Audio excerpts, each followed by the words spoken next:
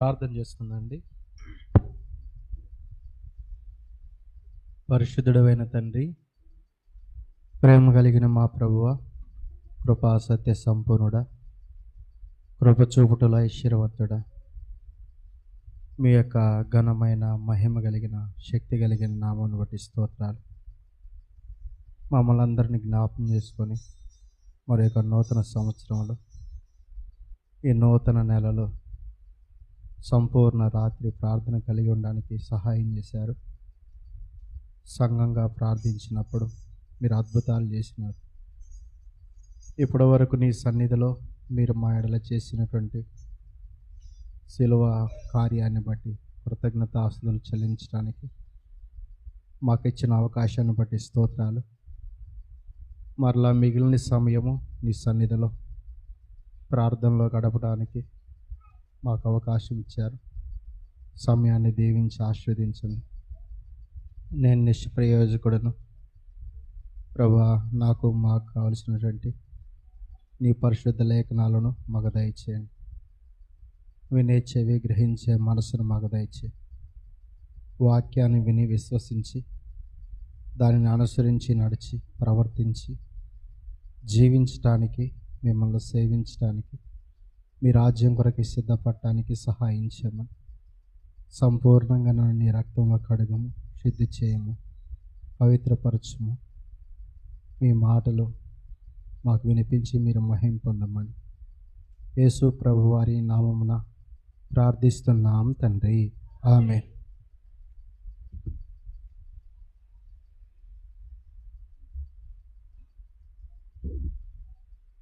ప్రార్థన చేయడానికి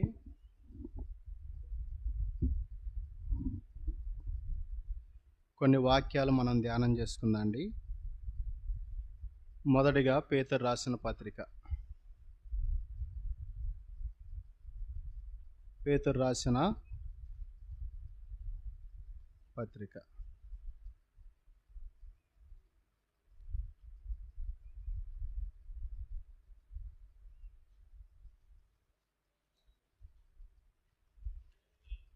పేతురు రాసిన మొదటి పత్రిక 2వ అధ్యాయము 21వ వచనాన్ని చదువుకుందాండి. Page number 215. చదవచ్చిన వాళ్ళందరం కలిసి చదువుకుందాం. మొదటి పేతురు రాసిన పత్రిక 2వ అధ్యాయం 21వ వచనం. క్రీస్తు కూడా మీ కొరకు బాధింపబడి మీరు తన అడుగుజాడలందు నడుచుకున్నట్లు మీకు మాదిరి ఉంచిపోయెను. ఇది మన అంశం.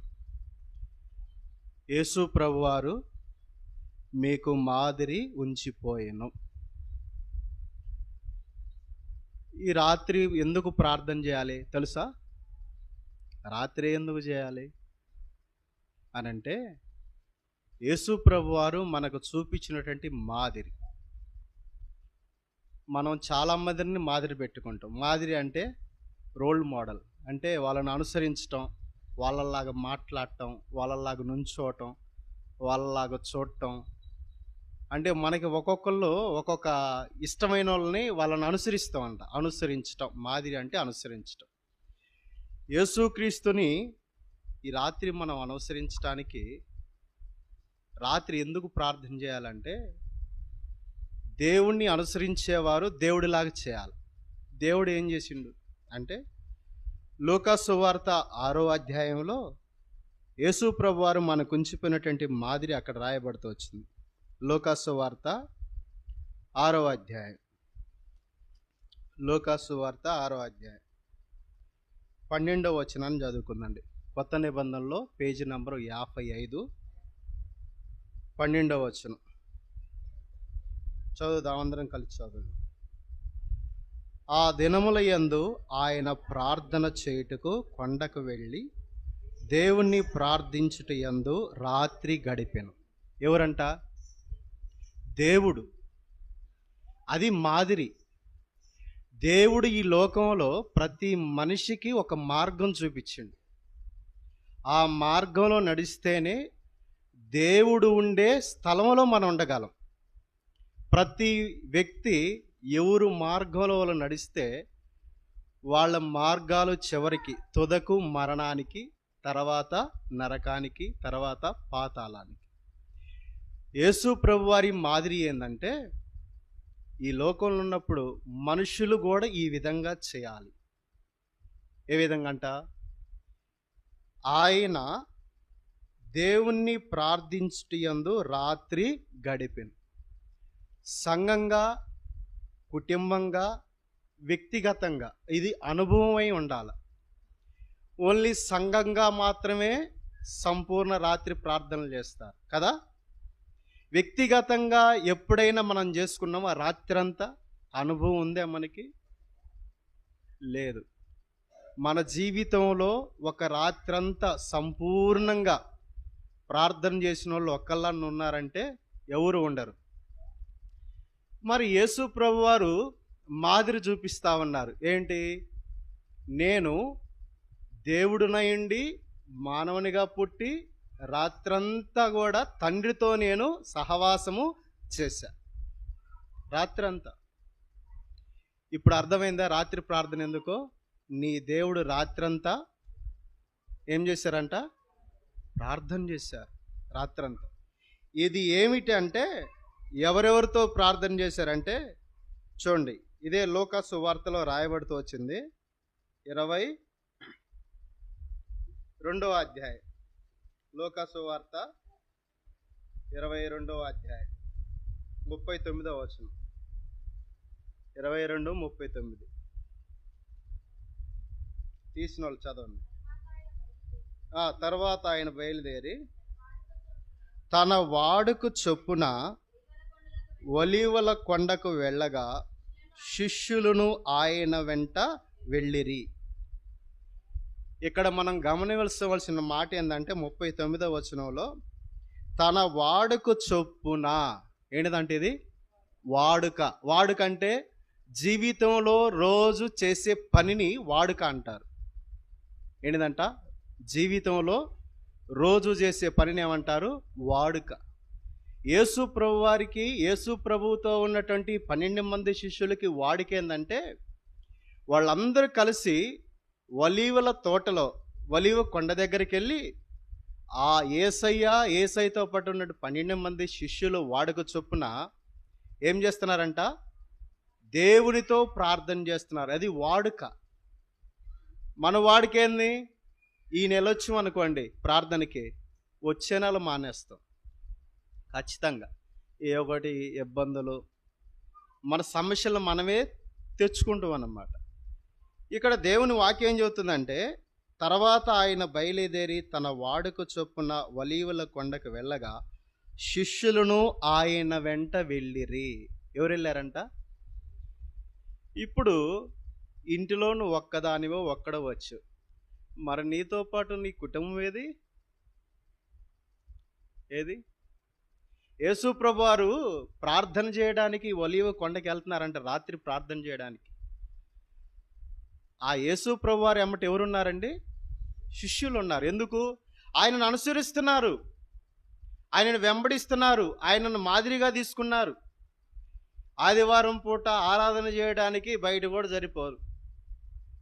అంతేనా? దేవుని యొక్క వాక్యం ఏం చెబుతుందంటే, ఎవరైతే ప్రార్థనా పరులై ఉంటారో పరలోక రాజ్యానికి వాళ్ళకి స్థానం ఉంటుంది. ప్రార్థనా పరులకండి. ఎవరికి? పాటలు పాడే వాళ్ళకు ఉండదు, వాక్యం చెప్పే వాళ్ళకు ఉండదు, వాయిద్యాలు వాయించే వాళ్ళకు ఉండదు. పరలోకం ఎవరికంట? ప్రార్థనా పరులకి. అందుకే మనం ఆది కాండం నుంచి ప్రకటన గ్రంథం వరకు చూసుకుంటే, ప్రార్థించిన వారు ప్రభువుతో సహవాసం చేసి, ప్రభువుతో నడిచి, ప్రభు యొక్క చిత్తాన్ని జరిగించారు. యేసు ప్రభు వారి తర్వాత 12 మంది శిష్యులు కూడా యేసు ప్రభు వారిలాగా దేవుని యొక్క చిత్తాన్ని జరిగించారంట. ఇప్పుడు దేవుని ఇష్టం ఎవరు నెరవేరుస్తారంటే ప్రార్థించేవాళ్ళు. మన ఇష్టాలు మనం ఎందుకు నెరవేర్చుకుంటున్నాం అంటే, దేవునితో రాత్రంతా గడిపే వ్యక్తిగత సహవాసం మనకి లేదు, కుటుంబంగా లేదు. ఎప్పుడైనా కుటుంబంగా కూర్చొని ఎట్లా? సంఘంగా కాదు. సంఘంగా అంటే సహజంగా అందరూ వస్తారు కాబట్టి సంఘ ప్రార్థనకి కదా. కుటుంబంగా ఎప్పుడైనా చేసుకున్నామా? అనుభవం ఉందా ఒక్కళ్ళకి? వ్యక్తిగతంగా ఉందా? లేదు. మరి పరలోక రాజ్యం ఎట్లా చేరుతాం మనం చెప్పండి? దేవుని రాకడ సమీపంగా ఉంది. ఏంది? మారు మనసు పొందినాం, బాప్తీసం తీసుకున్నాం, ప్రభువుని అనుసరించట్లే. అందుకే బైబిల్ గ్రంథంలో రాయబడింది, ఎవడు నా మాట వింటాడో వాడు దేవుని ఆత్మ కలిగి దేవుణ్ణి అనుసరించి నడుస్తాడు. దేవుని మాట ఎవరింటారు? దేవుణ్ణి అనుసరించేవాళ్ళు. తర్వాత ఇంకొక మాట ఇక్కడ రాయబడుతూ వచ్చింది, రండి. మార్క్ సువార్త, మార్క్ సువార్త మార్క్ సువార్త 14వ అధ్యాయం. మార్క్ సువార్త 14వ అధ్యాయం 26వ వచనం.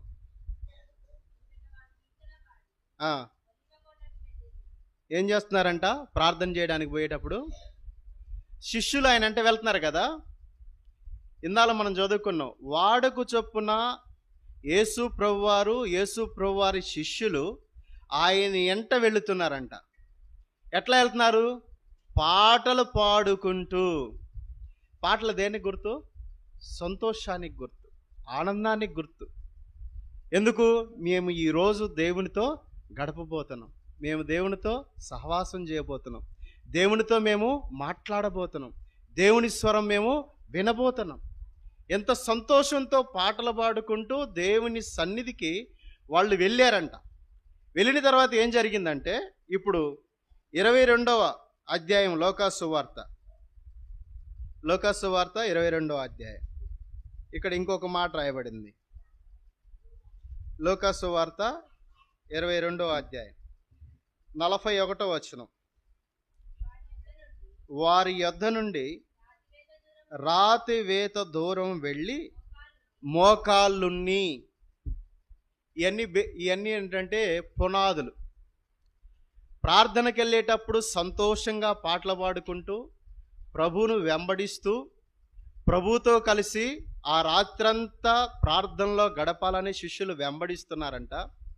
యేసు ప్రభువారు వాళ్ళకి మాదిరి చూపిస్తా ఉన్నాడు. ఏమనంటే, ఆ రాత్రి ఆ కొండ మీదకి వెళ్ళినాక వాళ్ళకి కొంచెం దూరం, ఒక రాయి ఎంత దూరం విసిరేస్తామో అంత దూరం వెళ్ళి యేసు ప్రభువారు ఒక్కరే ఏం చేస్తున్నారంట? మోకాళ్ళున్ని. ఏం చేశారంట? మోకరించి. మనకు ప్రార్థన చేయాలంటే ఏం రావు? మోకాళ్ళు రావు. ఒంటిలాగో గేదెలాగో ఆవులాగో మోకరిస్తాం.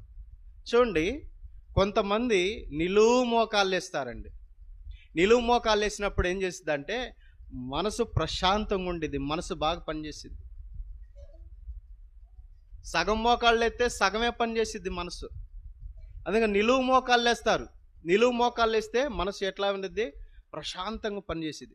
వాళ్ళు మోకాళ్ళున్ని యేసు ప్రభువారు ఏం చేశారంట? ఇక్కడ ఒక మాట రాయబడింది చూడండి, 42వ వచనం. 42వ వచనం. తండ్రి, ఈ గిన్నె నా యొద్ద నుండి తొలగించుటకు నీ చిత్తమైతే తొలగించుము, అయినను నా ఇష్టము కాదు. ఏందంటే ఏం ప్రార్థన? నీ ఇష్టం ఏందో అది నేను చేస్తా. మందిరంలో ఉన్నంతసేపే మన ఇష్టం, బయటికి పోయినా మన ఇష్టం, ఇంటిలో మన ఇష్టం, ఎక్కడ చూసినా మన ఇష్టమే. ఇప్పుడు దేవుడు ఎవరి ఇష్టం జరిగించడానికి వచ్చిందంట? తండ్రి ఇష్టాన్ని జరిగించడానికి వచ్చింది. ఈ రోజుల్లో మన ఇష్ట ప్రకారమే ప్రార్థన చేస్తున్నాం, కానీ ప్రార్థన కూడా మనకిష్టం వచ్చినట్టే చేస్తాం కదా. ఎట్లా చేస్తాం? ప్రార్థన కూడా ఎట్లా చేస్తాం? మనకిష్టం వచ్చినట్టు, మనకి నచ్చినట్టు. ఒకసారి నేను ప్రార్థన చేస్తుంటే, ఎప్పుడు అచ్చంపేటలో ట్రైనింగ్లో ఉన్నప్పుడు ప్రార్థన చేస్తున్నా, ఎవరు రాలా. మా ఆంటీ వచ్చి మెడ మీద పెట్టి ఒక పీకింది. ఏమయ్యా ఏంది నువ్వు చేసే ప్రార్థన? పక్కనే కూర్చుంది, నేను కళ్ళు తెరి చూసేలా పక్కనే ఉంది. ఏమయ్యా ఏంది నువ్వు చేసే ప్రార్థన అంటే, చేతనాగా అంటే అండి, నువ్వు ఇంకా ఎల్కేజీలో ఉన్నవేంది? ఎల్కేజీలో ఉన్నవాడు ఏం చేస్తాడు? ఆ అని రాస్తే ఆనే దిద్దుతూ ఉంటాడు, ఈ అని రాస్తే ఈయనే దిద్దుతూ ఉంటాడు. ఇంక నీ ప్రార్థన మారలేదేంది? ఇంకా నువ్వు ఆత్మీయంగా ఎదగలేదే, నువ్వు ఆత్మీయంగా బలపడలేదే, ఆత్మీయంగా దేవుళ్ళో నువ్వు ఇంకా ఎదగాలి. నువ్వు చెప్పిన మాటే చెబుతును, చేసిన పదాన్నే పలుకుతును అంటే నీలో ఇంకా దేవునితో సహవాసము పెరగల, దేవునితో సహవాసము సంబంధము జరగల. మన ప్రార్థన ఎట్లా ఉండిద్ది? చేసిందే చేయటం. ఆరాధన కూడా ఎట్లా? చేసిందే చేయడం. దేవుని సన్నిధికి వచ్చినాక నీ ప్రార్థనా జీవితం ఎట్లా ఉండాలంట? నీ ఇష్టం కాదు, నీ ఇష్ట ప్రకారం చేయటం కాదు. ఎవరి ప్రకారం? నీ ఇష్ట ప్రకారం చేయటం కాదు. దేవుడా, నీ ఇష్టమేందో నీ ఇష్ట ప్రకారం ప్రార్థన చేయడం నాకు నేర్పించు. మోకాళ్ళుని తండ్రి, నీ ఇష్ట ప్రకారం నేను ప్రార్థించటం, నీ ఇష్ట ప్రకారంగా నేను ఉండడం, నీ ఇష్టాన్ని జరిగించటానికి నేను ఈ లోకానికి వచ్చాను. నీ ఇష్టాన్ని, దేవుని ఇష్టం జరిగించటానికి యేసు ప్రభువారు ఏం చేస్తున్నారంటే చూడండి, 44వ వచనం. ఆయన వేదన పడి మరింత ఆతృతగా ప్రార్థన చేయగా ఆయన చెమట నేలపడుచున్న గొప్ప రక్త బిందువలే ఆయను. దేవుడు ఈ లోకంలో ఉన్నప్పుడు ఎట్లా ప్రార్థన చేస్తా ఉన్నారంటే వేదనతో. దేనితో? మనకి వేదన ఎప్పుడు వచ్చిందంటే మన ఇంట్లో వాళ్ళకి బాగున్నప్పుడు వచ్చింది వేదన. భర్తకు బాగున్నప్పుడు, భార్యకు బాగున్నప్పుడు, పిల్లలకు బాగున్నప్పుడు, తల్లిదండ్రులకు బాగున్నప్పుడు అప్పుడు వేదన పడతాం. అప్పుడు ఎవరు ఏడవమని చెప్పాల్సిన అవసరం లేదు, ఎవరు వేదన పడమని చెప్పాల్సిన అవసరం లేదు, ఎవరు ప్రార్థన చేయమని చెప్పాల్సిన అవసరం లేదు. మనంతటికి మనకే లోపల ఏముండిద్ది? వేదన. ఎందుకు ఆ వేదన అంటే మనము ఆ పరిస్థితి నుంచి తప్పించుకోవడానికి. అంతేనా? ఆ ప్రార్థన ఎందుకు? ఆ పరిస్థితుల నుంచి మనము తప్పించుకోవడానికే ఆ రోజు వేదన పడి ప్రార్థన చేస్తాం. ఆతృతగా. ఆతృతగా అంటే ఏంది? తొందరగా. ఎట్లా ప్రార్థన చేయమంటే నువ్వు చేయమ్మా, నువ్వు చేయమ్మా, నువ్వు చేయని మోకాలు చేతులు మోచెప్పులు పెట్టి గుద్దుకుంటా ఉంటారు. నువ్వు చేయి, ఒకళ్ళు చూసుకుంటా ఉంటారు ప్రార్థన చేయడానికి కదా. ఏం చేయడానికి? ప్రార్థన చేయడానికి. యేసు ప్రభువారు వేదనతోనూ ఆతృతతోనూ ప్రార్థన చేస్తా ఉన్నారంట. ఇంకా ఈ లోకంలో ఉన్నప్పుడు యేసు ప్రభువారు ఎట్లా ప్రార్థన చేశారంటే హెబ్రీలకు రాసిన పత్రికలో 5వ అధ్యాయంలో ఇక్కడ ఒక మాట రాయబడింది. హెబ్రీలకు రాసిన పత్రిక 5వ అధ్యాయం చూడండి. హెబ్రీలకు రాసిన పత్రిక 5వ అధ్యాయం 7వ వచనం. శరీరధారి అయి ఉన్న దినములలో మహారోదనతోనూ. చూడండి, జాగ్రత్తగా గమనించండి. ఇందాక ఒక మాట చదువుకున్నాం, వేదనతో. ఎట్లా చేస్తున్నాడు దేవుడు? వేదనతో. రెండోది రోదన. ఏడిదంట? రోదన అనేది ఎప్పుడు వచ్చిందంటే మన ఇంట్లో వాళ్ళు చనిపోయినప్పుడు వచ్చేది రోదన. మనకు అర్థమయ్యే భాషలో చెప్పుకోవాలంటే ఈ రోదన ఏం చేసిద్దంటే హృదయాన్ని ఏం చేసిద్దంటే కదిలిచ్చిద్ది. హృదయంలో నుంచి ఆ వేదన రోదన బయటకు వచ్చినప్పుడు ఆ మనిషిని గురించినటువంటి ఆలోచనలు, ఆ మనిషి గురించినటువంటి తలంపులు ఏం చేస్తాయంటే ఆ మనిషి బ్రతికితే బాగుండు, ఆ మనిషి జీవిస్తే బాగుండు, ఆ మనిషి నాతో ఉంటే బాగుండు, ఆ మనిషి ఇంకా నాతో సహవాసం చేస్తే బాగుండు అనేది రోదన, వేదన. అందుకే యేసు ప్రభువారు ఒలీవల కొండలో, ఒలీవ తోటలో ఎందుకు రోదన వేదన పడుతుందంటే సర్వలోకం ఉన్నటువంటి మనుషులందరూ కూడా పాపం నుంచి విడిపించబడాలా, శాపం నుంచి విడిపించబడాలా, అపవిత్రత నుంచి విడిపించబడాలా, చెడు నుంచి విడిపించబడాలా. మనిషి సంపూర్ణంగా దేవుని స్వరూపంలోనికి, దేవుని పోలికలోనికి, దేవుని ఆత్మ కలిగి దేవుని మహిమను పొంది పరలోక రాజ్యంలో ఉండాలని దేవుడు ప్రార్థన చేస్తామంటే ఆ శరీరంలో ఆ చెమట రక్తంగా మారిందంట. ఒక్క రోజన్న మారిందా మనకి? కనీసం చెమటాన పట్టిందా ప్రార్థన చేస్తుంటే? ఎందుకు పట్టింది? కమ్మకి ఫ్యాన్లు ఎత్తంటే చెమట ఎందుకు పట్టింది? లోపల ఉన్నటువంటి ఆ వేదన, ఆ బాధ, ఆ రోదన. ఒక మనిషి రక్షించబడాలి, ఒక మనిషి మారు మనసు పొందాలి, ఒక మనిషి విమోచించబడాలి, యేసును తెలుసుకోవాలి సొంత రక్షకుడిగా. అది ఎప్పుడు జరిగిద్దంటే నీ లోపల ఒక మనిషి రక్షణ పొందాలంటే ఆశ ఆశ ఏం చేసిద్దంటే నిన్ను పట్టుదలతో ప్రార్థన చేపించిద్ది. నీకు ఆశ లేదు, లోక ఆశలు ఉన్నాయి, అన్నీ ఉన్నాయి, అన్ని ఆశలు ఉన్నాయి. ఒక మనిషి రక్షణ పొందాలన్న ఆశ లేదు నీకు కదా, ఏమి లేదు, ఆశ లేదు. దేవుని యొక్క కోరిక, ఆశ అంటే ఏందంట, కోరిక. బైబిల్ గ్రంథంలో రాయబడింది ఆయన కోరిక ఏందంటే మనుషులందరూ కూడా ఏం చేయబడాలంటే, రండి తిమోతికి రాసిన పత్రికలో ఆయన కోరిక ఏందో రాయబడుతూ వచ్చింది. అక్కడ తిమోతికి రాసిన పత్రిక, మొదటి తిమోతికి రాసిన పత్రిక 2వ అధ్యాయం 3వ వచనం 4వ వచనం 3వ వచనం 4వ వచనం. ఇది మంచిదియు, గుర్తుపెట్టుకో. ఏదంట మంచిది? ఇప్పుడు ఏదంట మంచిది? ఇక్కడ రాయబడుతుంది, ఇది మంచిదియు మన రక్షకుడగు దేవుని దృష్టికి అనుకూలమైనది ఉన్నది. ఆయన మనుషులందరూ రక్షణ పొంది సత్యమును గురించి అనుభవ జ్ఞానము గలవారై ఉండవలనని ఇచ్చయించుచున్నాడు, కోరుతున్నాడు.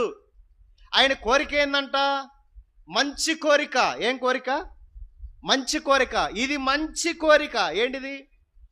మనుషులందరూ రక్షించబడవలని ఆ రోజు రాత్రి సిలువ వేయబడడానికి ముందు సర్వలోకంలో ప్రజలందరూ రక్షణ పొందాలని రోదన, వేదన, కన్నీళ్ళు చెప్పండి ఎక్కడున్నాయి? మన ప్రార్థనా జీవితంలో దేవునితో గడిపే సమయం తక్కువైంది కాబట్టి మన కుటుంబంలో ఆత్మల రక్షణ లేవు. ఊరికే మనుషుల జాబితా ఉంది. ఏం జాబితా? పేరుకు వస్తాం, పేరుకు పోతాం, హాజరైపించుకుంటాం. అంతేగాని ఇక్కడ దేవుని కోరిక ఏందంట, ఆ కోరిక మేరకే. దేవుని యొక్క కోరిక ఎంత బలమైనదంటే మనుషులందరూ రక్షించబడాలి. అందుకే ఆయన ఆశ, ఆయన కోరిక ఏం చేస్తుందంటే ప్రార్థన చేస్తా ఉన్నాడు. ఎట్లా చేస్తా ఉన్నాడంట? వేదనతోనూ, ఆతురతగాను, తర్వాత ఎట్లా రోదనతోనూ. తర్వాత చూడండి ఏం రాయబడింది, చదువమ్మా. ఏప్రిల్కి 5వ అధ్యాయం 8వ వచనం 7వ వచనం. కన్నీళ్లతోనూ తన్ను మరణము నుంచి రక్షింపగలవానికి ప్రార్థనలను యాచనలను సమర్పించి భయభక్తులు కలిగి ఉన్నందున ఇది ప్రాముఖ్యం. ఏం ప్రాముఖ్యం? నువ్వు ఎంతసేపు ప్రార్థన చేసివన్నది కాదు, ఎన్ని రాత్రులు చేసివన్నది కాదు, నీలో దేవుని భయం ఎంతుంది. బైబిల్ గ్రంథంలో కొంతమంది దేవుని చేత సాక్ష్యం పొందారు. ఏమని తెలుసా? ఇదిగో నీవు దేవునికి భయపడువాడు అని. ఎవరంట? నీవు దేవునికి భయపడువాడని కొంతమంది దేవుని చేత సాక్ష్యం పొందారు. కొంతమంది ఏం సాక్ష్యం పొందారంటే, నేను దేవునికి భయపడువాడును కాబట్టి ఈ కార్యము చేయను. ఒకటి దేవుని చేత సాక్ష్యం పొందటం, రెండోది దేవునిని ఎరిగి సాక్ష్యం చెప్పటం. మనకి ఈ రెండూ లేవు. దేవుని చేత సాక్ష్యం పొందడం లేదు, దేవుని ఎరిగి సాక్ష్యం చెప్పడం లేదు. దేవుని యందు భయభక్తులు కలిగిన వాని ప్రార్థన మాత్రమే అంగీకరించబడుతుంది. ఎవరు ప్రార్థన అంట? మనం ఇక్కడికి వచ్చి 1 గంట సేపు ఈ రాత్రి అంతా తెల్లారిందాక ప్రార్థన చేసినా ఉపయోగం లేదు. ఉందా? దేవుడే దేవుని యందు భయభక్తులు కలిగి వేదనతోనూ, ఆత్రతగా, రోదనతోనూ, కన్నీళ్లతోనూ మరణం నుంచి రక్షింపగలవానికి ప్రార్థనలను, యాచనలను సమర్పించి భయభక్తులు కలిగి ఉన్నందున అంగీకరించెను. నీ ప్రార్థన అంగీకరించబడాలి. ఏం చేయబడాలంట? అంగీకారం లేనటువంటి అర్పణ ఎందుకండి చెప్పండి? ఏం అర్పణ? అంగీకారం లేని అర్పణ, ఇష్టం లేని అర్పణ. నువ్వు ఎంత తీసుకొస్తే ఏమిస్తే ఉపయోగం? దేవునికి ఇష్టం లేని జీవితం జీవిస్తూ దేవుడా ఇది నా దగ్గర ఉంది నువ్వు తీసుకో అంటే దేవుడు ఇష్టపడతాడా? ఇష్టపడడు. నీ నోటితో పలికే ప్రతి మాట దేవుడికి ఇష్టమై ఉండాలా. అందుకే తండ్రి నీకిష్టమైన ప్రార్థన నేను చేస్తా. ఏంది? మనుషులందరూ రక్షించబడాలని, ఇది మంచి కోరిక. నువ్వు కూడా చెప్పగలవా? ఇది ఈరోజు ఈ రాత్రి నేను దేవుడికి ఇష్టమైన ప్రార్థన చేయాలి. ఏం ప్రార్థన అంట? ఇష్టమైన ప్రార్థన. ఆ ప్రార్థన దేవుడు అంగీకరించాలా. ఏం చేయాలంట? దేవుడు అంగీకరించే ప్రార్థన ఎప్పుడైనా చేసినవా? నువ్వు ఎన్నో సంవత్సరాల నుంచి ప్రార్థన చేస్తాను, ఒక్కదానికి జవాబు రుజువు, ఒక్కదానికి. నేను చెప్పగలను ఎన్నో రుజువులు, మరి నువ్వు చెప్పగలవా? ప్రార్థన చేస్తే దేవుడు నాకు రుజువులు చూపించిండు, మరి నీకు? అట్లాంటి అనుభవాల్లోకి మనం పోవాలా. ఎందుకు? దేవుడు ప్రార్థన అంగీకరించబడితే ఏం జరుగుతుందంటే దాని కింద వచనంలో రాయబడింది. 10వ వచనంలో ఏం రాయబడిందంటే, చివరి లైను, దేవుని చేత పిలువబడి తనకు విధేయైన వారందరికీ నిత్య రక్షణకు కారకుడాయను. ఏం రక్షణకంట? యేసు ప్రభువారి యొక్క ప్రార్థన అనేకులు నిత్యము రక్షించబడి నిత్య రక్షణలో ఉండి, అంటే నీవు బ్రతికి ఉన్నంత కాలం రక్షణలో నిలిచి ఆ రక్షకుడైన యేసును తెలుసుకొని ఆ రక్షకునితో నువ్వు సహవాసం చేసి ఆ రక్షకునితో నువ్వు నడిచి ఆ రక్షకునితో నువ్వు పరలోక రాజ్యం చేరాలని ఆయన నిత్య రక్షణ కొరకై ప్రార్థించిండంట. ఏ రక్షణ కొరకు? నీవు ప్రార్థన ఎంతసేపు చేస్తావు? ఈరోజు చేసి చాలు. ఇంటలేదబ్బా మా ఆయన, ఏం చేసి ఇసుకుపోయింది జీవితం. మా ఆవిడ ఇంటలేదు, ఎవరు ఇంటలేదు. వినరు. ఎందుకు వింటారు? అమ్మా వింటారా ఇంట్లో వాళ్ళు? ఎందుకంటే సాతాను వింటాడండి? వింటాడా దేవుని మాట? వినడు. మన ప్రార్థన ఒక మనిషి నిత్య రక్షణకు కారణమై ఉండాలంట. బైబిల్ గ్రంథంలో ఒక ఆయన అంటే చూడండి, ఇది దేవుని యొక్క మాదిరి. ఎవరి మాదిరి ఇది? దేవుని మాదిరి. చూడండి, మనుషులు కూడా ఇట్లా చేయొచ్చు అని ఒక ఆయన చూపించిండు. ఎట్లా? యేసు ప్రభువారిలాగా. ఎవరిలాగా? యేసు ప్రభువారిలాగా మనుషులు కూడా చేయొచ్చు అని ఒక ఆయన పాపములను ఒప్పుకొని పరిశుద్ధాత్మను పొంది పాపక్షమాపణ పొంది బాప్తీసం తీసుకొని యేసే క్రీస్తుని ఆయన రక్షకుడని ప్రజలందరికీ ప్రకటిస్తూ ఆయా ప్రాంతాల్లో ఆయా దేశాల్లో ఆయనను చంపడానికి వెతుకుతున్నా కానీ ప్రభువును ప్రకటించడానికి ఏ మాత్రం వెనుకం చేయాల. నిత్య రక్షణ కొరకు ఎట్లాంటి ప్రార్థన చేసినంటే అయినా రండి చదువుకుందండి. అపోస్తుల కార్యాలు 16వ అధ్యాయం. అపోస్తుల కార్యాలు 16వ అధ్యాయం. అపోస్తుల కార్యాలు 16వ అధ్యాయం. 16వ అధ్యాయం చూడండి. 16వ అధ్యాయం 16వ అధ్యాయం 21వ వచనం. 16వ అధ్యాయం 21వ వచనం. రోమీలమైన మనము అంగీకరించుటకైనను చేయుటకైనను కూడని ఆచారములు ప్రచురించుచు మన పట్టణమును గలిబిలి చేయుచున్నారని చెప్పిరి. అప్పుడు జనసమూహం వారి మీద దొమ్మిగా వచ్చెను. గుర్తుపెట్టుకో, ఏ పరిస్థితుల్లో ప్రార్థన చేస్తుండో గుర్తుపెట్టుకో. ఇంట్లో చిన్నది జరిగింది అనుకోండి, ఇద్దరి మధ్య ప్రార్థన చేస్తావా? అమ్మ ప్రార్థన చేసుకోండి. ఏబా ప్రార్థన లేదేం లేదు పా. జనాలు దొమ్మిగా వచ్చి పడ్డారంట. గుర్తుపెట్టుకో, యేసు ప్రభు వారి మీద కూడా జనాలు కేకలేసి దొమ్మిగా సిలువేయండి సిలువేయండి సిలువేయండి అని కేకలేశారు. రోమా సైనికులు తీసుకొని పోయి ఎట్లా అపహసించారంటే వెనకాలకొచ్చి గుద్దుతున్నారంట. యేసు నిన్ను గుద్దింది ఎవరో చెప్పు. తర్వాత ఎంట్రుకలు పెరికారంట, చంపల మీద కొట్టారంట, మొహం మీద ఉమ్మేశారంట, ఒళ్ళంతా కూడా కొరడాల చేత కొట్టి ఆయన రక్తం కారుతా ఉంది. తర్వాత యేసు ప్రభు వారిని సిలువేశారు. సిలువేసిన తర్వాత ప్రాణం పోయేటప్పుడు కూడా ఏం చేసిందంటే యేసు ప్రభు వారు ప్రార్థన చేసి, ఏం చేశారు? అట్లాంటి మాదిరి పౌలు చూపిస్తా ఉన్నాడు. ఆయన దేవుని గురించి ప్రకటిస్తుంటే ఒక పట్టణంలో ప్రజలందరూ కూడా దొమ్మిగా వచ్చారంట. అంటే అన్యాయంగా ఒక మనిషి మీదకి పోవటం. దొమ్మిగా అంటే ఏంది?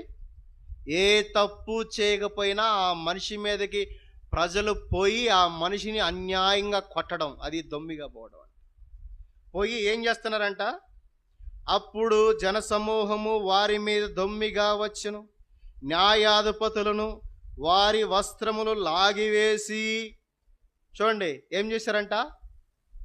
అందరూ సమూహంగా వచ్చి వాళ్ళ మీద పడి వాళ్ళ వస్త్రాలను చించి బెత్తములతో కొట్టవలని ఆజ్ఞాపించిరి. ఏం చేశారంట? ఏం చేశారంటమ్మా? అర్థం కావట్లేదు నా భాష, నిద్ర అవుతుందా? కొద్దిసేపు ఓర్చుకోండి. ఏం చేశారంట? దొమ్మిగా వచ్చారు, వస్త్రాలు లాగేశారు. ఏం ఆజ్ఞ జారీ చేశారు? బెత్తాలతో కొట్టండి. తర్వాత 23వ వచనం, వారు చాలా దెబ్బలు కొట్టి వారిని చెరసాలలో వేసి భద్రముగా కనిపెట్టవలనని చెరసాల నాయకునికి ఆజ్ఞాపించిరి. ఆజ్ఞ జారీ అయింది, ఆజ్ఞ పూర్తయింది. ఆజ్ఞాపించడం జరిగింది, ఆజ్ఞ కూడా పూర్తయింది. ఏం చేశారంట? వచ్చారు, వస్త్రాలన్నీ లాగేశారు, బెత్తాలతో కొట్టారు, జైల్లో వేశారు. ఏం తప్పు చేయాల? రాబోయే దినాల్లో కూడా ఇదే జరుగుతుంది. ప్రస్తుతానికి జరుగుతుంది. ఏం జరుగుతుంది? క్రీస్తు కొరకు నువ్వు నిలవబడినప్పుడు నిన్ను దేశించేవారు, అపహసించేవారు, అబద్ధాలు చెప్పేవారు, నీ మీద నిందలేసేవాళ్ళు, నిన్ను అవమానపరిచేవాళ్ళు, నిన్ను నీచంగా చూసేవాళ్ళు, ఇదంతా కూడా క్రీస్తు మాదిరి. నువ్వు ఆ పరిస్థితుల్లో వెళ్తున్నావు అంటే నువ్వు దేవుడికి దగ్గరగా ఉన్నావని, దేవుడు రాగడకు దగ్గరగా ఉన్నావని గుర్తుపెట్టుకో. నువ్వు అన్యాయంగా నిన్ను ఎవరైనా హింసిస్తున్నారంటే నువ్వు ప్రభు మార్గంలో పోతున్నావు. సుఖంగా సంతోషంగా జీవితం ఏమి లోటుపాటులు లేకుండా, ఒడిదుడుకులు లేకుండా, సమస్యలు లేకుండా, కష్టాలు లేకుండా నువ్వు పోతున్నావంటే నువ్వు అలవాటుగా ఆచారంగా భ్రమపరచు ఆత్మచేత అపవాది యొక్క అధికారం కింద నడుస్తా ఉన్నావు. ఇక్కడ పౌలు ఏం చేస్తున్నాడంట? క్రీస్తుని గురించి ప్రకటించినందుకు ఆయన మీద వచ్చి వస్త్రాలు తీసి కొట్టి చెరసాల్లో వేసారంట. చెరసాల్లో వేస్తే ఏం చేస్తానండి ఈయన? చూడండి 24వ వచనం, 25వ వచనం, అతడు అట్టి ఆజ్ఞ పొంది వారిని లోపల చెరసాల్లో త్రోసి వారి కాళ్లకు బొండము బిగించెను. ఇక ఎటు కదలడానికి లేదు. కాళ్ళకి, చేతులకి, మెడకి ఒక చెక్క ఉండిద్ది అన్నమాట. ఇక ఎట్టి తిప్పడానికి ఉండదు. కాళ్ళకి యావత్గా ఏమంటారు, జీవిత ఖైదీకేస్తారు. చూడండి సంఖ్యలు ఎప్పుడన్నా చూసారా? జైలుకి ఎవరైనా పోయారా చూడటానికి? ఎవరైనా పోయారా చూడటానికి? పోలేదా? ఎవరైనా జైలుకి పోయిన వాళ్ళని అడగని చెప్తారు. మొన్న ఒక ఆమె పోయి వచ్చింది, రీసెంట్గా అడిగాను. ఆమె చెబుతుంటే అబ్బా ఎట్లాంటి నరకయాతన పడతారా జైల్లో అనిపించింది. చిన్న పిల్లని తీసుకొని పోయింది. పిల్లకి సంవత్సరం కూడా లేదు, 8 నెలల పిల్ల పోవలసి వచ్చింది, పోయింది. ఎంత నరకయాతన పడిందంటే జైలు శిక్ష అనుభవించిన వాళ్ళకి తెలిసిద్ది ఆ బాధ. పోయారంట. చెరసాల్లో వేసిన తర్వాత పౌలు గారు ఏం చేస్తుండో తెలుసా? పౌలు గారితో పాటు ఇంకొక ఆయనడు తోడు. ఎవరంటే ఆయన? అక్కడ రాయబడింది శీల. చూడండి 25వ వచనం, అయితే మధ్యరాత్రి వేళ పౌలును శీలయు దేవునికి ప్రార్థించుచు కీర్తనలు పాడుచుండిరి.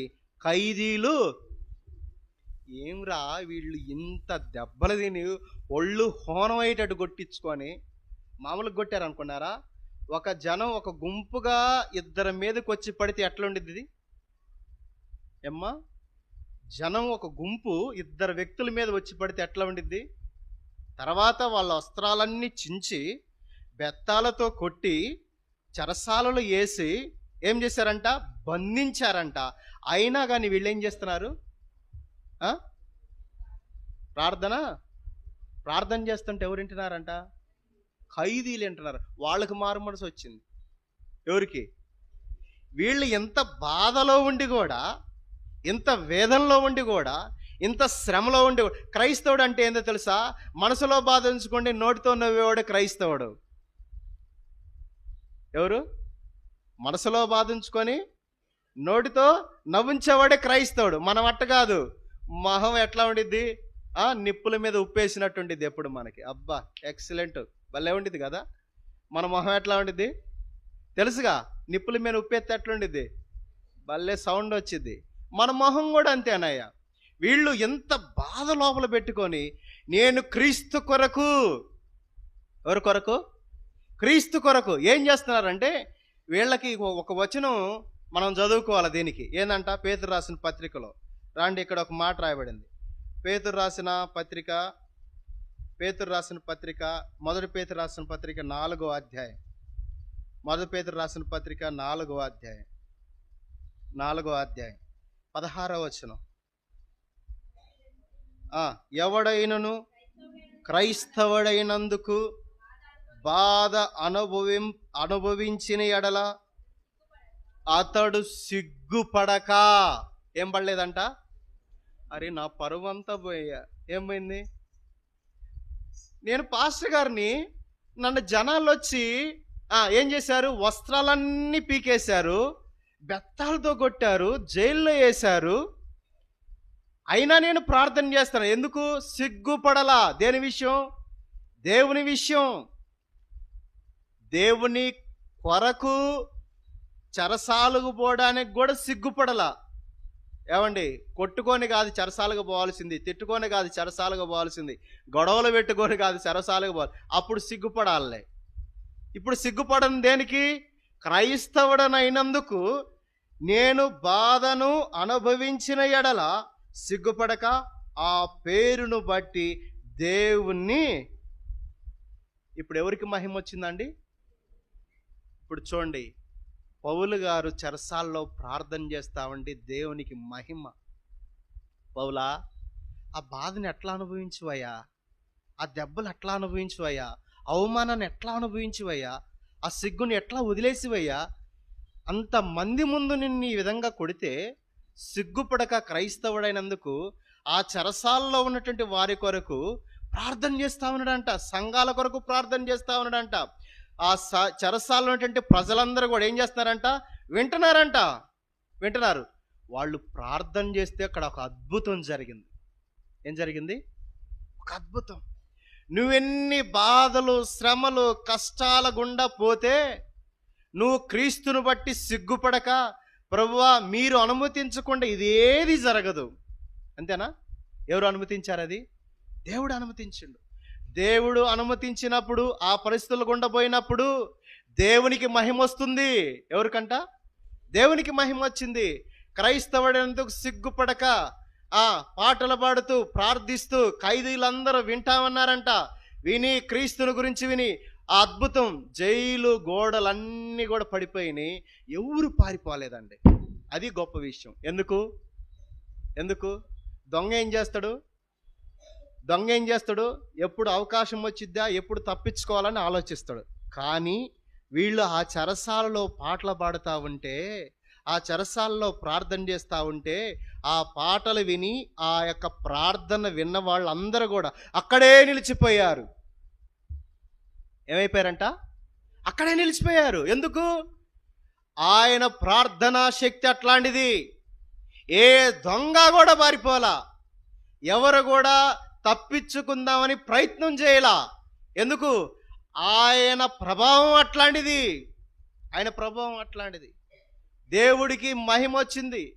అప్పుడు చూడండి, అన్యులు రక్షణ పొందాలంటే క్రీస్తు కొరకు నువ్వు సిగ్గుపడక, ఎన్ని పరిస్థితులైనా నువ్వు ప్రార్థన చేసినప్పుడు దేవునికి మహిమ వస్తుంది, అన్యులు రక్షించబడతారు.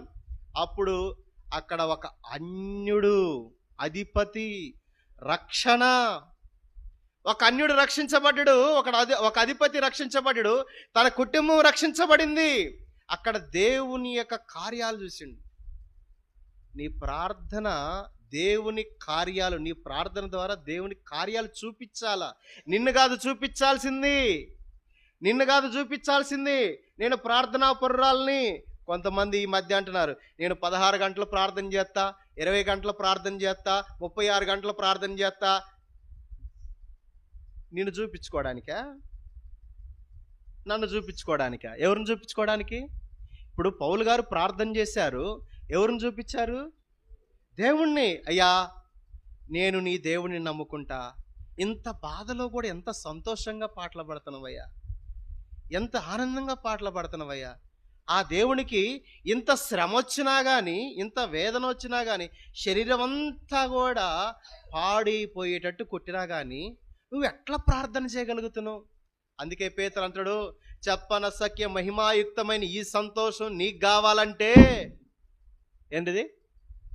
ఏంటిదంట? చెప్పనసఖ్యమైన మహిమాయుక్తమైనటువంటి ఈ సంతోషం నీకు కావాలంటే ఏం చేయాలా? ప్రార్థన చేయాలి. ప్రార్థిస్తే ప్రభు ఆత్మ నీలో ప్రవేశించింది. ఆ ప్రభు ఆత్మ నీ ద్వారా కార్యాలు చేసిద్ది. అందుకే ఈ 16వ అధ్యాయంలో ఏం జరిగిందంట? అప్పుడు చూడండి 27వ వచనంలో, అంతలో చెరసాల నాయకుడు మేలుకొని చెరసాల తలుపులను తెరిచినట్టు చూచి ఖైదీలు పారిపోయారనుకొని కత్తి దూసి తన్ను తాను చంపుకొని పోయెను. తన ప్రార్థన ఒక వ్యక్తి మరణం నుంచి తప్పించింది. మరి మన ప్రార్థన, మనం ప్రార్థన ఎట్లా చేస్తామంటే, ఆ ఇంటి ఎదురోడు తొందరగా చచ్చిపోవాలి ప్రభువా, వాడితో నాకు బాగా సమస్యగా ఉంది, ఆ పక్కింటిలో తొందరగా చచ్చిపోవాలి ప్రభువా, ఆ నోరు పడేసుకుంటుంది చూడు, ఎట్టొకటి చంపు ప్రభువా, వాడంటే నాకు పడట్లేదు ప్రభువా. లోపలుండిద్ది ప్రార్థన, బయటికే ఏం ప్రార్థన చెప్పండి? ఏ ప్రార్థన? యేసయ్యా వాడిని దీవించయ్యా, వాడిని ఆశీర్వదించయ్యా. యేసుప్రభు వారు అంటారు 15వ అధ్యాయం మత్తయి సువార్తలో, వేషధారులారా మీరు మీ హృదయాల దూరంగా ఉన్నాయి, మీ పెదవులేమో తో నన్ను గణపరుస్తా ఉన్నారు. ఎట్లాంటి ప్రార్థనలు ఎందుకురా? అవసరమా? ఇక్కడ ఒక వ్యక్తి మరణించకుండా యేసును తెలుసుకొని తాను తన కుటుంబము గొప్ప రక్షణ, నిత్య రక్షణ. యేసు ప్రభువారి కోరిక, యేసు ప్రభువారి ప్రార్థన ఏంటంటే మనుషులందరూ నిత్యము రక్షణలో ఉండాలి. దేవుడు చేసిండు, ఇక్కడ ఎవరు చేస్తా ఉన్నారు? మానవుడు చేస్తా ఉన్నాడు. నువ్వు కూడా మానవుడివే కదా, మానవురాలువే కదా. దేవుని యొక్క మాదిరి ఎవరు అనుభవిస్తున్నారు, ఎవరు వెంబడిస్తున్నారు, ఎవరు అనుసరించారు, ఎవరు చేశారు? అందుకే పౌలు గారు అంటాడు, నేను క్రీస్తును పోలి నడుచుకుంటున్నా. నువ్వు చెప్పగలవా మాట? నేను చెప్పగలనా మాట? నేను యేసు ప్రభువును పోలి నడుచుకుంటున్నా. ధైర్యంగా చెప్పగలవా నువ్వు మాట? ఎందుకు చెప్పిండు పౌలు ఎందుకు చెప్పిండు? ఆయన చెప్పటం అంతే ఉండిద్ది, ఆయన జీవితం కూడా అంతే ఉండిద్ది. ఆయన జీవితం కూడా అంతే. యేసు ప్రభువారి వలె ఎన్ని బాధలు, ఎన్ని శ్రమలు, ఎన్ని అవమానాలు, ఎన్ని పరిస్థితులు గుండా పోయినా కానీ మనుషులు రక్షించబడాలి, ఇదే నా కోరిక. అది దేవునిది. ఇప్పుడు పౌలుది ఏ కోరిక అంట? దేవుని కోరిక, దేవుని మనసు, దేవుని ఆలోచన, దేవుని తలంపు, దేవుని ఉద్దేశము, దేవుని ఇష్టమే పౌలు జరిగించుండు. అందుకే దేవునికి మహిమ కలిగింది. అక్కడ చెరసాల అధిపతి మరణించడానికి సిద్ధపడిన వ్యక్తి అంటా ఉన్నాడు ఇప్పుడు, అయ్యా ఇదిగో నా ఉద్యోగం పోయిద్ది, నా కుటుంబం అంతా రోడ్ల పాలైద్ది, నా బ్రతుకు ఏమైపోయిద్దని ఆలోచిస్తూ ఆ కత్తి తీసుకొని చనిపోవడానికి రెడీగా ఉంటే అప్పుడు ఒక స్వరం వినబడుతుంది. ఏమిటంట? కింద వచనం చదవండి, కింద వచనం. అప్పుడు పౌలు, అది ఈ మాట చెప్పగలవా? నువ్వు చెప్పగలవా? నువ్వు ఏ హాని చేసుకోవద్దు. ఇదిగో చెరసాల్లో నువ్వు ఎంతమందిని అయితే బంధించినవో వాళ్ళందరూ ఇక్కడే ఉన్నారు, నువ్వు ఏ హాని చేసుకోవద్దు. ఎంత ఆదరణ, ఎంత ధైర్యము, ఎంత పురుగొలుపు, ఎంత ప్రోత్సాహం ఒక అన్యుడికి ఇస్తా ఉన్నాడు. అయ్యా అధిపతి, నాయకుడా, నువ్వు చనిపోవాల్సిన అవసరం లేదు, అందరు ఇక్కడే ఉన్నారు, నీ ఉద్యోగం ఎక్కడికి పోదు, నీ కుటుంబం ఏం కాదు, ఇదిగో వచ్చి చూడన్నాక అందరు అక్కడే ఉన్నారంట. ఇది ఎట్లా సాధ్యమైంది? నాయకుడైన నాకే సాధ్యం కానిది ఒక మనిషికి ఎట్లా సాధ్యం? ఆ మనిషిలో దేవుడుంటే అది సాధ్యం. మనిషిలో మనిషి ఆత్మ ఉంటే సాధ్యం కాదు ఎవరికి? మనిషిలో దేవుని ఆత్మ ఉండాలా. ఏం ఆత్మ ఉండాలా? దేవుని ఆత్మ. అందుకే లోక 11:13లో ఉంది, యేసుప్రభువారు అంటారు, ఎవరికైతే దేవుని ఆత్మ కావాలో వారు నన్ను అడగండిరా, నా ఆత్మను పొందుకోండిరా, నా ఆత్మను పొందుకొని నాలాగా భూమి మీద బ్రతకండి. పౌలు చేసిండు ఆ విధంగా, దేవుని ఆత్మను పొందుకొని. అందుకే ఇక్కడ అంటా ఉన్నాడు, ఏ హాని చేసుకోవద్దు నువ్వు. మరణంలోంచి జీవంలోకి దేవుడు మాత్రమే కాదు, మనిషి కూడా ఒక మనిషిని మరణంలోంచి జీవంలోకి దాటించగలడు. ఎట్లా? ప్రార్థన ద్వారా చేయొచ్చు. నీ ప్రార్థన ఒక మనిషిని మరణంలోంచి జీవంలోకి దాటించింది. ఎప్పుడు? నీవు దేవుని ఆత్మ కలిగి ప్రార్థించినప్పుడు, నీవు దేవుని ఇష్టం కలిగి ప్రార్థించినప్పుడు, నీవు దేవునిలాగా ఆత్మల కొరకు రోదన, వేదన, కన్నీళ్ళు, నీ ప్రార్థన అంగీకరించబడి నిత్య రక్షణకి మనుషులకు కారకులు అవునట్లు నువ్వు ప్రార్థన చేయగలిగితే ఏమవుతుందంట? ఏ మనిషికి ఏ హాని జరగదు. ఇంకా ఏమంటా ఉన్నాడంటే, నువ్వు ఏ హాని చేసుకోవద్దు, మేమందరం ఇక్కడే ఉన్నామని బిగ్గరగా చెప్పాను. ఏం చెప్పినంట? బిగ్గరగా పెద్దగా చెప్పినాడు, అయ్యా అధికారి నువ్వు ఏ హాని చేసుకోవద్దు. ఈ మాట నువ్వు చెప్పగలిగితే, ఒక మనిషిని నువ్వు ప్రోత్సాహపరిచి, ధైర్యపరిచి, ఆదరించగలిగితే, ఆ మనిషి ఆ మాట విని, ఎవరి మాట? ఎవరి మాట అది? దేవుని మాట. ఇది యెహోవా మాట. అందుకే బైబిల్ గ్రంథంలో రాయబడి, నా నోట నీ మాట ఉంచి. ఈ మాట ఎవరు చెబుతున్నారంటే పౌలు కాదు, పౌలు ఉన్నటువంటి దేవుని ఆత్మ పలికిస్తా ఉంది, ఏ హాని చేసుకోవద్దు. అప్పుడు చెప్పినప్పుడు ఏం జరిగిందంట? ఆయన అక్కడ ఒక మాట చెప్తా ఉన్నాడండి. ఇక్కడ ఒక మాట రాయబడింది చూడండి, 29వ వచనం. ఇది గొప్ప విషయం. ఏంటంటే చూడండి, 29, 16వ అధ్యాయం 29. అతడు దీపము తెమ్మని చెప్పి లోపలికి వచ్చి వణుకుచు. ఏందంట? ఇప్పుడు వరకు ఎవరినైతే కొట్టిండో, ఎవరిని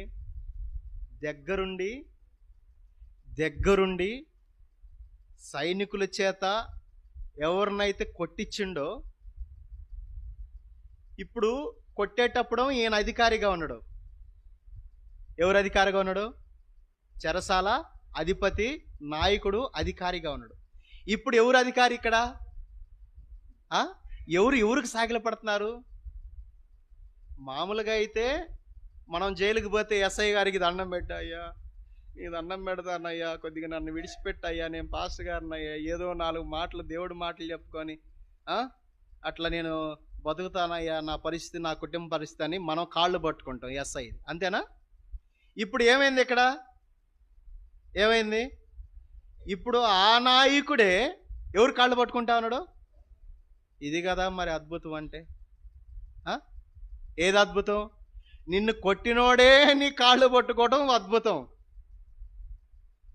ఇది మన జీవితంలో జరగాలంటే ఏ పరిస్థితులైనా ప్రార్థన చేసే అనుభవం ఉండాలా. ఈ అనుభవం మనకు లేదే. మనల్ని కొట్టినోడు ఇప్పుడు మనల్ని కొట్టినోడు రేపేం చేస్తాడు? మరణానికి అప్పచెబుతాడు. ఏంది? చెరసాల్లో పడ్డోళ్ళు ఏమవుతారు? శిక్ష హరుకులు కాబట్టి మరణానికి. ఇప్పుడు వీళ్ళ ప్రార్థనా జీవితం ఏం చేసిందంటే, పౌలును శీలను అధికారి వచ్చి సాగిలపడతా ఉన్నాడంట. సాగిలపట్టం అంటే ఎట్లమ్మా? సాగిలపట్టం అంటే బోర్లకు పోనుకొని 2 చేతులు ఆ 2 కాళ్ళ మీద పెట్టడం, అది సాగిలపట్టం. ఎవరు? ఒక అధికారి ఒక ప్రార్థనా పాడు యొక్క కాళ్ళ మీద పడి అడుగుతా ఉన్నాడు.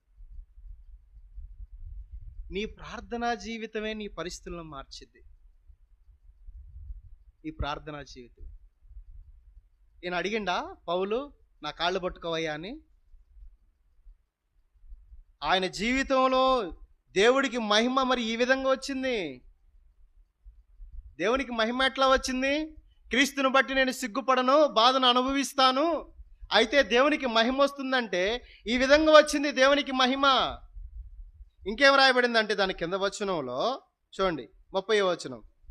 వారిని వెలుపలకు తీసుకొని వచ్చి, అయ్యలారా, రక్షణ పొందుటకు నేనేం చేయాలి ఇప్పుడు? అయ్యా పౌలు గారు, నేనేం చేయాలి ఇప్పుడు? నా కుటుంబం ఏం చేయాలా? నా జీవితాన్ని ఏం చేసుకోవాలా? ఇంత గొప్ప దేవుణ్ణి నాకు పరిచయం చేసినవే, ఈ అద్భుతం ఏందయ్యా? దొంగలందరూ పారిపోకుండా ఆ కూర్చోవడం ఏంది? ఆ గదిలో ఉండడం ఏంది? ఈ అద్భుతం ఏంది? అసలు నీ దేవుడు ఎవరు? దేవుని గురించి తెలుసుకోండి. నేనేం చేయాలా? నిన్ను అడిగారా? ఎవరన్నా అడిగారా నేనేం చేయాలా? ఇప్పుడు నేనేం చేయాలా? ఒక నపుంసకుడు అడుగుతుండే ఫిలిప్పుని, ఇప్పుడు నేనేం చేయాలా? ఇప్పుడు నాయకుడు అడుగుతుండే పౌలుని, ఇప్పుడు నేనేం చేయాలా? పేతురుని అడుగుతున్నారు ప్రజలు వచ్చి, మేమేం చేయాలా? ఇప్పుడు ఏం చేయాలా అని అంటే పేతురు చెప్పిండు, మీ మనసు మార్చుకొని, మీ హృదయంలోనికి యేసుని అంగీకరించి, పాపములు ఒప్పుకొని, బాప్తీసం తీసుకొని పరలోక రాజ్యములకు సిద్ధపడండి అని పేతురు చెప్పిండు. ఫిలిప్పు చెప్పిండు, నువ్వు చదువుతున్న గ్రంథము క్రీస్తు యేసుని గురించి, ఆయనే రక్షకుడు, ఆయనే ప్రభు, ఆయన ద్వారానే పరలోక రాజ్యం, ఆయన లేకపోతే మనము పరలోకము చేరలేము. నీవు మారు మనసు పొంది పాపాలు ఒప్పుకొని బాప్తీసం తీసుకొని అంటే వెంటనే, ఎప్పుడంట? వెంటనే. నేనేం చేయాలనుకోండి? వెంటనే దేవుణ్ణి, వెంటనే. కొంతమంది బాప్తీసాలు తీసుకోవడానికి ఈ సంవత్సరంలో పోతావు, ఇంకెక్కడ ఉంటావు? నువ్వు ఉంటావా నువ్వు? సెవెంత్ డే చర్చి వాళ్ళు ఏం చేశారంటే, సెవెంత్ డే చర్చి వాళ్ళు వాగులో బాప్తీసాలు ఇచ్చి బైబిల్ ఇచ్చి 100 రూపాయలు ఎత్తున్నారు. ఎత్తంటే నేను కూడా పోయి నుంచున్నా. నేను 5వ తరగతి చదువుకుంటున్నప్పుడు లైన్లో నుంచున్నా, బైబిల్ తీసుకున్నా, బాప్తీసం తీసుకున్నా, అయిపోయా. ఈ బాప్తీసాలు కాదు, ఈ పనికిరావు. ఏం పనికిరావు? ఈ బాప్తీసాలు పనికిరావు. ఆ తర్వాత ఏమైంది? నా మనసు గుచ్చబడి నేను పాపినని తెలుసుకొని, నా పాపములను ఒప్పుకొని, యేసును సొంత రక్షకుడిగా అంగీకరించి, నేను యేసు వలె జీవించాలని, యేసు వలె బ్రతకాలని, యేసులాగా భూమి మీద సాక్ష్యంగా ఉండాలని ఏందంట, మనసు పడవబడి మారు మనసు పొంది తీసుకున్న బాప్తీసమే బాప్తీసం. ఇది నపుంసకుడు చేసిండు. పేతురు గారి దగ్గర ఆయన చేసిండు. ఇప్పుడు పౌలు గారి దగ్గర ఎవరికి వచ్చారంట? ఎవరు వచ్చారు? నేనేం చేయాలని ఎవరు వచ్చారు? నాయకుడు వచ్చి అడుగుతుండు, నేనేం చేయాలయ్యా? నువ్వేం చేయాలంటే, యేసుని విశ్వసిస్తావా? విశ్వసిస్తా. నీ నోటితో ఒప్పుకుంటా. నీ హృదయంలోకి చేర్చుకుంటా. బాప్తీసం తీసుకుంటా. బాప్తీసం ఎందుకయ్యా అంటే, నేను యేసు వలె చనిపోతా, నేను యేసు వలె సమాధి చేయబడతా, నేను యేసు వలె సజీవుడనై లెగుస్తా పరిశుద్ధుల్లాగా. అది బాప్తీసం. యేసు ఏడి మనలో బాప్తీసం తీసుకొని ఎన్ని సంవత్సరాలైంది? యేసు వలె ఉంటున్నావా? ఏది మన జీవితం? అప్పుడు ఏం జరిగిందంట?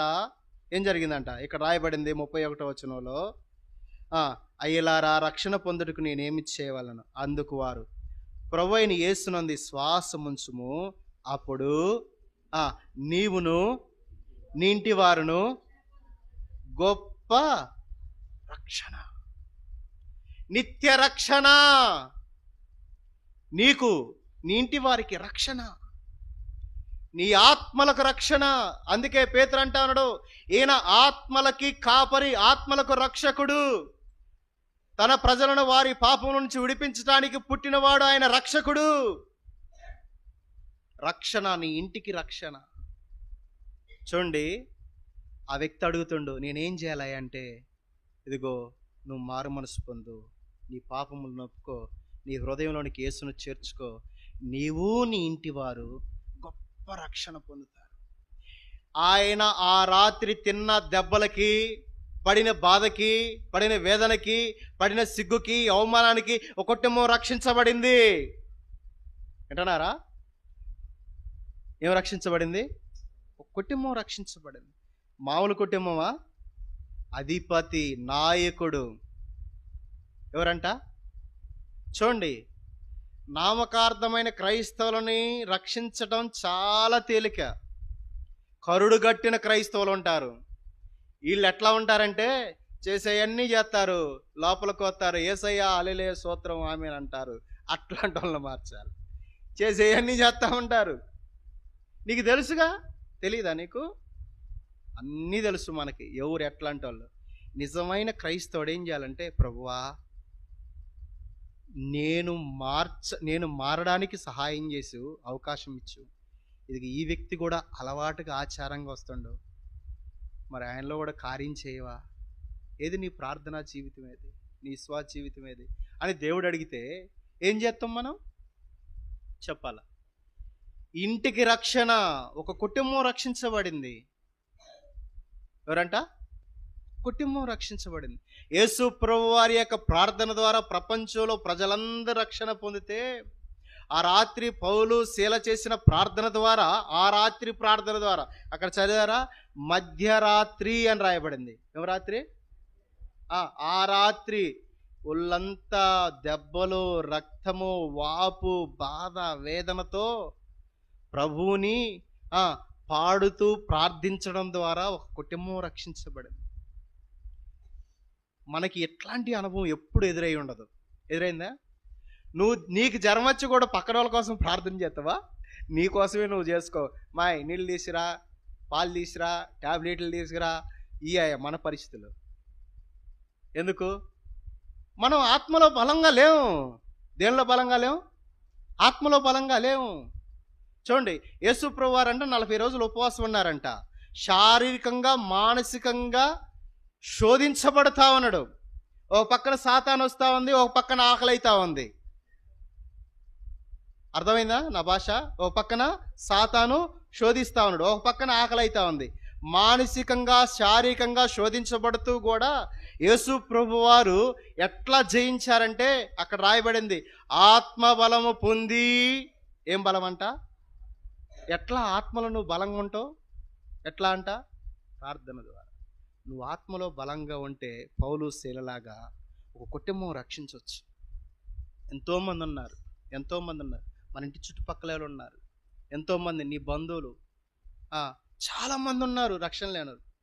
కాబట్టి ఈ రాత్రి ఈ 2 తలంపులు గుర్తుపెట్టు. యేసు ప్రభువారు, పౌలు. ఎవరంట? యేసు ప్రభువారు, పౌలు. వాళ్ళు నిత్య రక్షణకి, అనేకులు రక్షణకి వాళ్ళు ప్రార్థించారు. యేసు ప్రభువారు వేదనతో, రోదనతో, కన్నీళ్లతో, భయభక్తులు కలిగి ఆయన ప్రార్థన అంగీకరించబడింది. పౌలు గారు ఎంతో వేదన, రోదన, కన్నీళ్ళు, ఎంతో బాధ, ఎన్నో దెబ్బలు, ఎన్నో శ్రమల గుండా పోయి ఒక కుటుంబాన్ని రక్షించండు. మరి నీ తీర్మానం ఏంది? నీ ప్రార్థనా జీవితం ఏంది? అలవాటుగా జనవరి 1 రోజు వాగ్దానం తీసుకున్న, ప్రభువా ఈ సంవత్సరం కాపాడి, ఈ అలవాటుతో కూడిన ప్రార్థనలు రాబోయే దినాల్లో పౌలుకు జరిగే పరిస్థితులు మనకు జరగబోతున్నాయి. ఎవరికి? బైబిల్ గ్రంథంలో పౌలు గారికి జరగబోయే పరిస్థితులు మనకు జరగబోతున్నాయి. అప్పుడు గనక నీవు ఈ పౌలులాగా ఉండాలంటే ఇప్పటి నుంచే నువ్వేం చేయాలా? ప్రార్థన చేయాలి. దీన్ని వ్యాయామం అంటారు, ప్రాక్టీస్. ఇప్పుడు నీకు అలవాటు ఉంటేనే అప్పుడు నువ్వు తట్టుకోగలవు, అప్పుడు నువ్వు దేవుళ్ళో ఉండగలవు, అప్పుడు కొన్ని ఆత్మలను నువ్వు రక్షించగలవు, కొన్ని కుటుంబాలను నువ్వు రక్షించగలవు. నీకు వాడుకలో లేకుండా చేయలేవు. నువ్వు చేయగలవా? చూడండి, సిమెంట్ పని చేసేవాళ్ళు పొలం పని చేయలేరు, పొలం పని చేసేవాళ్ళు సిమెంట్ పని చేయలేరు. చేస్తారా? ఒక పని చేసేవాళ్ళు ఒక పని చేయలేరు. ఎందుకు? అది అలవాటు. యేసు ప్రభువారి శిష్యుల అలవాటు ఏందంట? రాత్రిపూట పాటలు పాడుకుంటా ఒలీవ కొండెక్కి ఆ ఒలీవ తోటలో రాత్రంతా ప్రార్థన చేసేవాళ్ళు. అదే అలవాటు పౌలు నేర్చుకున్నాడు.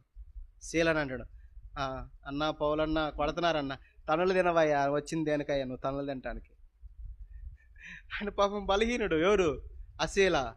తనులు కొడుతున్నారన్న, కొట్టించుకోవయ్యా, దేవుడి కోసం సిగ్గుపడతామే, కొట్టించుకో. చూడు నన్ను చూడు ఎట్ట కొడుతున్నారు, నేనేమైనా సిగ్గుపడుతున్నానా, నేనేమైనా బాధపడుతున్నానా? కొట్టించుకోయా, ఒక ఆత్మ రక్షించబడింది కదా. చూడు, మన ప్రార్థన ఎట్లా ఉండాలంట? ఎట్లా?